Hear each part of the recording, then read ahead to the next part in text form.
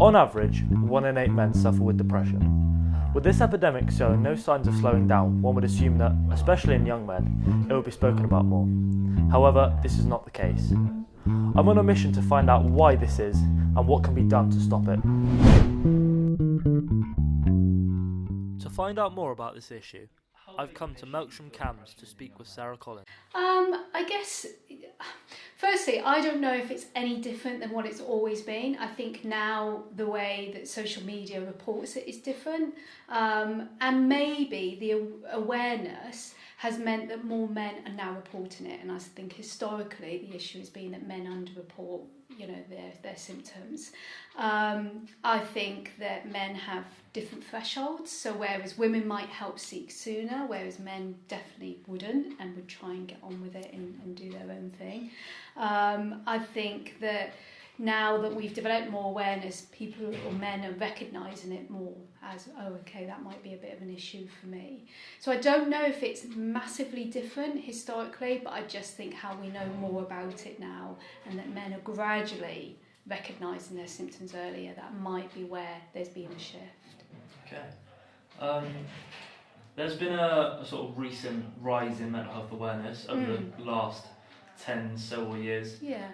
So do you think that's had an impact on how men are speaking about themselves and their emotions? I think it's a sort of trickle effect really. I think generally the government worked really hard to introduce this idea of that men need to be encouraged to open up sooner.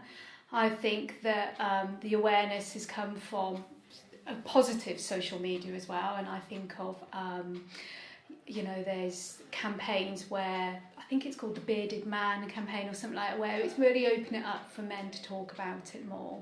And I think as well, not that I watched this of course, The Only Way is Essex, but there was they were highlighting the need for men to talk more about mental health. So I think it gradually is developing more of a culture. But you've got to remember that culture is going to take many years to change. So I think historically we know that men, it's very much get on with it, do your day-to-day stuff and hopefully it'll go away. And I think as we get through the years that the culture of talking will become more embedded within normal, day-to-day life. Okay, so you, in those last two questions, you spoke a lot about social media. Yeah. So do you feel that that's you spoke about it positively, but do you also think that it's had a negative impact on the way men speak about their emotions? I guess it's anything with social media. There's always a positive and a negative side of it as well. Potentially because it might be an avenue where people feel more able to ask for help. Okay. So do you feel that besides social media there's any other aspects in, I guess, social and different aspects of life that sort of also have a negative impact on the way men speak about their emotions? I guess there is always the stigma, isn't it, that you're seen to be weak, and that opens up that vulnerability, doesn't it, really? And I think it is about changing that. And the government now are talking about an emotionally rich education system where we're actually talking about our emotions within our education system. So actually, moving away from that stigma. It's okay to talk about emotions. No different that if you had a reoccurring headache, you would go to your GP, because if it's bothering you, then it's obviously important. It's developing that emotionally rich conversations in schools. So you're moving away from it being seen as something weak, and taking away that stigma really.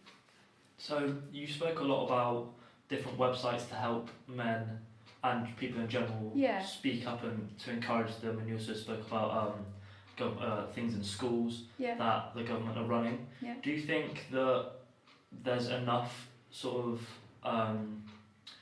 things to help people open up about themselves, or do you think there should be more? I don't know really. That's a big question. I will always advocate. I think there needs to be more. I see a lot of students that really struggle with stress and anxiety, and I think it's about, for those students that I work in schools, it's about them being able to approach me and talk to me. That's great if it's in their school. It's not in every school though.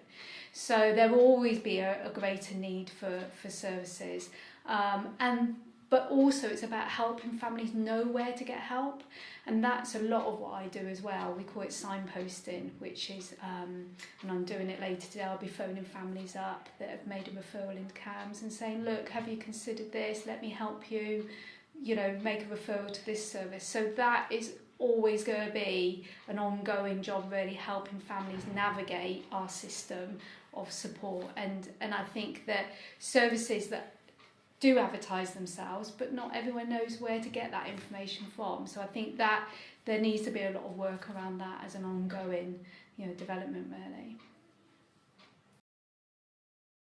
I've managed to get in contact with someone currently dealing with these issues. However, he wanted to remain anonymous during this interview. You alright, man?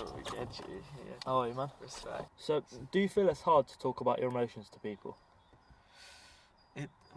It depends who to, doesn't it? If it's someone I'm close with, if it's my mates, I can talk to them because they understand what's going on. They understand what is being our age, but be it family, stuff like that, or people that I don't really know, then it's kind of a lot harder. Yeah, so you feel like if you're trying to talk to an old person, it's more difficult to talk to them about because of their age. Yeah, they've kind of got a different mindset to our generation. Yeah. Yeah, but besides that, talking to my friends is the best option. Yeah. But also there's the whole thing about just man up. Mm-hmm. That's kind of one of those big ones at the moment that you got to think. Well, it's other people think just man up, but really, even if you think it's not that serious, do have a chat to your mates. Have a word. It's worth it at the end of the day, innit? Yeah. So, do you think there's enough awareness surrounding young men and mental health? I don't think so, but what I do think is that we are heading in the direction and that it is getting better, which thank God for that, because there is a lot of people out there with mental health problems that don't speak out. Yeah. Whereas if it was more open to talk about, then I reckon they'd come forwards and it would make everyone's lives a lot better and improve just general living. What do you think can be done to sort of stop depression and mental health in general in young men from being such a big issue? Again, it's just talk to your mates. That is the best thing. Have a word about anything, big or small. Just let them know how you're feeling. Maybe they might talk to you and open up a little bit at the same time. It's always good because you know that they'll be there to support you if they're good friends. Yeah. Just getting it out there, getting it talked about is step one in it. Yeah. So do you think maybe fundraisers and stuff like that could be a good sort of way to open up, or to make it more aware? Yeah, I think fundraisers and events are a great idea. Get people round for anything, kind of like Macmillan do their coffee morning type stuff. Get people round, have a bite to eat, have a talk about it, and you'll find yourself getting better. Just have a word, get your mates round, get some money raised for charities that talk about mental health and help people with mental health issues. Yeah, man, I agree. When I started my documentary, I wanted to find out why so many young men suffer and what can be done to stop it. The interview that I had with the expert on mental health helped me to find out the causes and the effects of depression in young men. Speak about their emotions. I guess there is always this stigma, isn't it, that you're seen to be weak, and that opens up that vulnerability, doesn't it, really? And the interview that I had with the person dealing with these issues helped me to find out what can be done to stop this. Yeah, I think fundraisers and events are a great idea. Get people round for anything, kind of like Macmillan do their coffee morning type stuff. Get people round. I had an interview with an expert on mental health and an interview with someone that was dealing with these issues, and both of them helped me to answer my questions.